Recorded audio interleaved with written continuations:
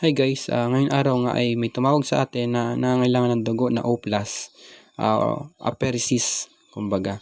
Siya po, yung patient po ay cancer patient, kaya kailangan natin marespondihan at ka-blood type ko din siya O+. Ganito kasing estado is mahirap siyang tanggihan kasi kailangan talaga. Kaya agad na ako nagkaya papunta sa hospital.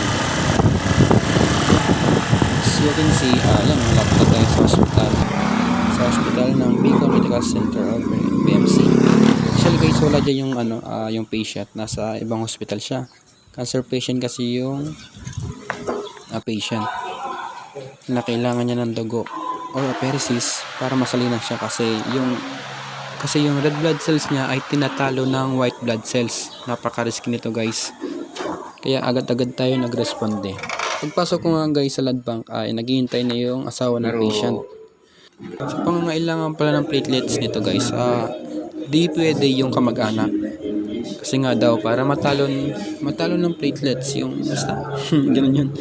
Mahirap na yung paliwanag. So ngayon nga guys, andito nga guys ay kakukuha pa lang sa akin ng blood test. Kumbaga, ni-test pa yung dugo bago ako mag-undergo ng platelets. Dito nga guys ay pinapaliwanag ko sa kanya na maging okay ang test. Kasi ang mga naman pag-test nila, dapat daw hindi uminom ng alak, naninigarilyo, nagme-maintenance, nagda-drugs, at yung nakipag-sex sa yun, alam niyo yan. Then kasi nag-aalala siya dyan na baka daw mag-negative. So yun, confirm ko din na hindi yun. Kasi nakapag-donate na din ako ng apheresis last January. Kaya alam ko naman guys na magiging okay yung aking dugo. Yun nga, lumabas ng result. Okay naman lahat. Yan. Mag-undergo na tayo ng apheresis. Inayos na ng nurse. At ayun nga yung gusto ko. Relax pa. Yan ang mga nurses sa loob niya. As you can see guys, yun. Kinakapanan ni nurse yung dugo. Ay, dugo. Yung ugat ko kasi napaka-risky daw. Kasi nasa side. Wala siya sa gitna. Kaya siya risky kasi may possible na mag-stop daw yung flowing ng blood. Kasi nga yung ugat daw nasa sides. Kaya request niya habang nakaturok yung karayom, huwag masyadong gumalaw.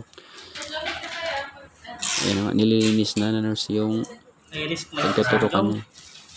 At dito nga guys is yan, mag-start na magturok yung nurse.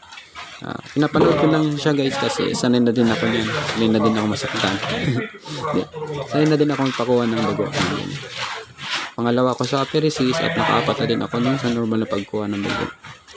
Ayan ang guys, na iturok niya na. Yun, nagyabang pa ako dyan.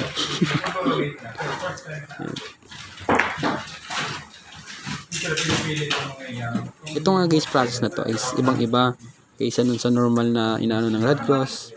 Kasi ito guys is yung dugo mo is binabalik sa'yo. Tapos kinukuha lang nila yung platelets talagang kailangan ng cancer patient. Yung kulay, medyo dilaw yan guys. Makita nyo din sa huli ng video. Yan, yun yung machine, siya yung nagpa-process na maihiwala yung dugo at may separate yung platelets na kailangan. Kung nakita nyo yung guys bag na dilaw dyan, yun. At yan yung status ko na habang status. Yan yung tsura ko habang kinukuha na ng platelets. Yan.